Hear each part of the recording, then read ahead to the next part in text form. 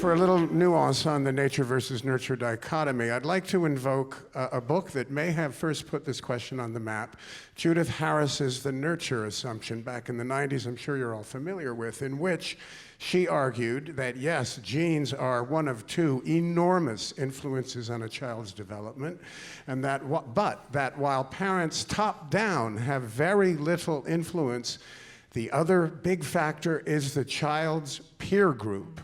And parents can have an indirect influence there, and in a bottom-up way, perhaps have influence. My question is, to what extent do you subscribe to Harris's once controversial thesis, and which side of the debate does it favor? Well, we know that people pick their friendships based upon similarities, not on differences, and I'm not saying that you recognize genes in another person, but you're going to find somebody that you're compatible with. People spend a lot more time with their peers than they do with their parents. I think it's not surprising that peers do have an influence. One of the twin studies showed that peers had an influence when it came to juvenile delinquency.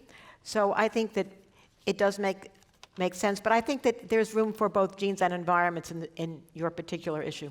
You're pointing out that there's a whole system. So where do kids meet their peers? They meet them at school, they meet them at temple, they meet them at summer camp, but who's putting them in those situations? The parents. And I think it's difficult when we're thinking about this interrelated web of people to pick out one person and say, well, it's the child's genotype, or it's the peers, or it's the parents that scaffolded and structured this entire environment.